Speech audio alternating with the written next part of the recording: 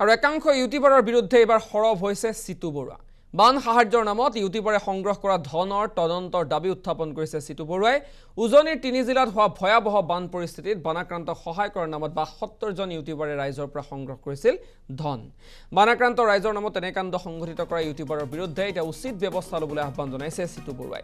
Situ বৰুৱাৰ অভিযোগ, পিংকল প্ৰত্যুষ সিং নামৰ এজন ইউটিউবাৰে বানাক্ৰান্ত ৰাইজৰ নামত ৩১ লাখৰো অধিক ধন সংগ্ৰহ কৰি আত্মসাৎ কৰিছে। এনে দুষ্কাৰ্য কৰা ইউটিউবাৰসকলৰ বিৰুদ্ধে মুখ্যমন্ত্ৰীক ব্যৱস্থা গ্ৰহণ কৰিবলৈ দাবী জনাইছে সিতু বৰুৱাই।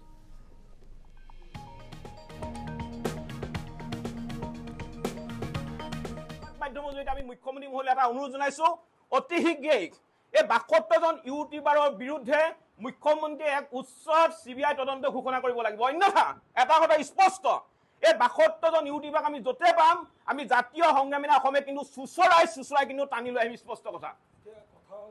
অসমৰ বিভিন্ন অনুষ্ঠান প্ৰতিষ্ঠান, জাতীয় জনগোষ্ঠীয় দল সংগঠন, NGO, ইউটিউবাৰ বিভিন্নজনে বানাক্ৰান্ত ৰাইজক যি ধৰণে পাৰে সহায় হাত আগবঢ়াইছে।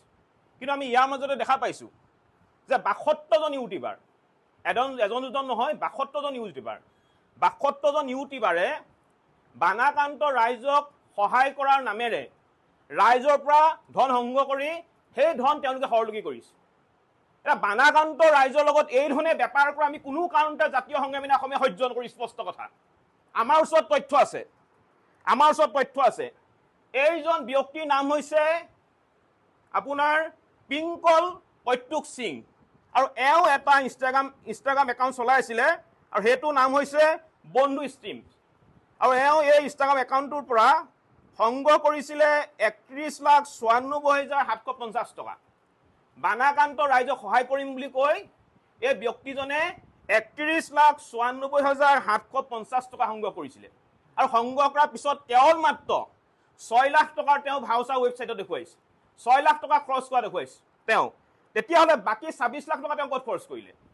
আৰু এওঁ যিবিলাক ভাউচাৰ দিছে, এই ভাউচাৰবিলাক হাঁহি উঠা। এওঁ ব্লিচিং পাউডাৰ আৰু ফেনাইল কিনা দেখুৱাইছে। আৰু ব্লিচিং পাউডাৰ ফেনাইল কিনিছে ইলেক্ট্ৰনিক্সৰ দোকানৰ পৰা। আমি সৰ্বসাধাৰণতে জানো যে ইলেক্ট্ৰনিক্সৰ দোকানত কি পায়? মোবাইল পায়, আপোনাৰ টিভি পায়, ইলেক্ট্ৰনিক সামগ্ৰী পায়, কিন্তু ইলেক্ট্ৰনিকৰ সামগ্ৰী পায়। কিন্তু এওঁ ফেনাইল আৰু ব্লিচিং পাউডাৰ ইলেক্ট্ৰনিকৰ দোকানৰ পৰা কিনা দেখুৱাইছে। সম্পূৰ্ণ এইটো এটা ভুৱা। আৰু এওঁ কি কৰিছে, এওঁ এটা হোম ষ্টেট আছে, দুদিনমান এটা হোম ষ্টেট আছিলে। আমি গম পোৱা মতে সেই হোম ষ্টেটো ৰাতি 2টা বজালৈকে এওঁ মদৰ পাৰ্টি কৰে, আৰু পিছদিনাখন 3টা বজালৈকে তেওঁ শুয়ে থাকে। আৰু তেনে অৱস্থাত তেওঁ কি ধৰণে কেনেকৈ ৰাইজক সহায় কৰিলে? গতিকে এই কথাবিলাক এটা কথা স্পষ্ট হৈছে যে অকল পিংকলে নহয়, পিংকলৰ দৰে প্ৰায় ৭২ জন ইউটিউবাৰে বানাক্ৰান্ত ৰাইজক সহায় কৰাৰ নামেৰে কোটি কোটি টকাৰ কিন্তু ধন তেওঁলোকে সৰলকি কৰিছে।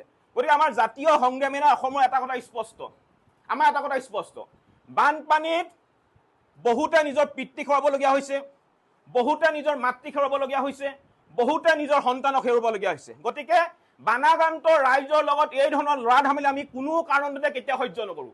গতিকে আপোনালোকৰ সংবাদ